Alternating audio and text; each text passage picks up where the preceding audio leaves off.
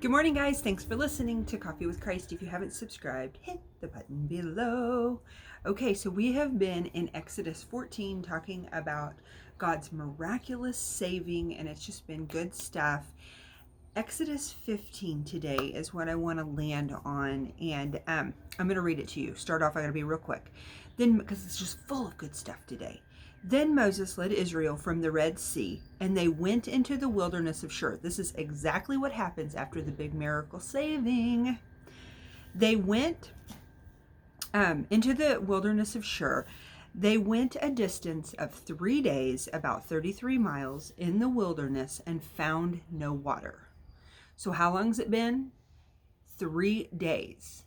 I want you to think days today, because that's what it's all about. Then they came to Marah, but they could not drink its waters because they were bitter. Therefore it was named Marah, which means bitter. The people grew discontented and grumbled at Moses, saying, "What are we going to drink?" Then he cried out to the Lord for help, and the Lord showed him a tree, a branch of which he threw into the waters, and the waters became sweet. 3 days. I'm going to call this video today, What's in a Day?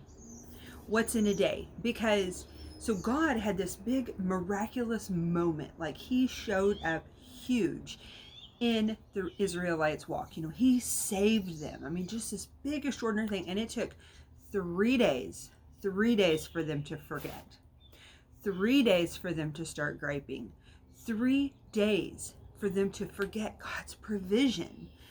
And I mean, how many of us has been there? We can find ourselves in that. So what's in a day? Jesus breaks down to us really simply what's in a day.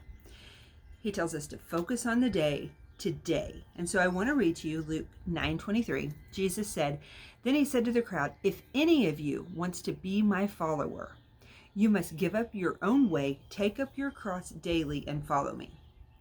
Okay, so when we read in Exodus, we kind of get some clues of why Jesus came. So basically why God came to rescue you still. He came in Jesus. Jesus was fully God and fully human.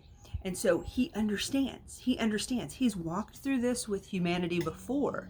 And so he comes, and through Jesus, remember Jesus said he only speaks what the Father speaks. He shows us what's in a day. We can look back in Exodus and see what's in 3 days. We can see it only took 3 days to forget, 3 days to be scared and worry and confused. I mean, I've been there. It doesn't take very long after God does this great thing in our life to be like, oh, we forgot. Are we messed up? We're humans. So God knows. So Jesus comes and he breaks it down into 1 day. He said, think of the Lord's Prayer. In the Lord's Prayer in Matthew 6:9-13, it talks about give us this day our daily bread. He's talking about provision for the day.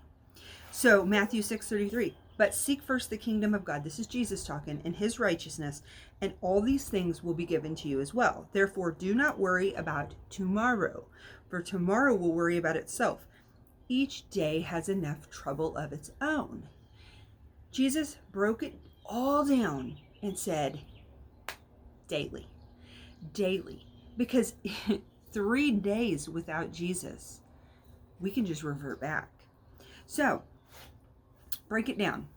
So if this is you, if God's done something in the past and yet you are still worried about right now, your problem right now, you're still struggling with some sin right now, I get it. Hello, it's me.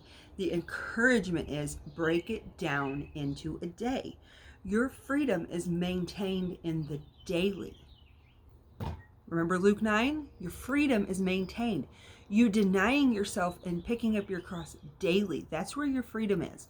Daily. Your provision is every day. Matthew 6:33. It's daily. And so whatever you're struggling with, take it down to the day. What's in a day? Anything's possible today because it's a fresh new start. His mercies are new when? Every day. We just surrender afresh and new. That's good news. What's in a day? Anything's possible in a day.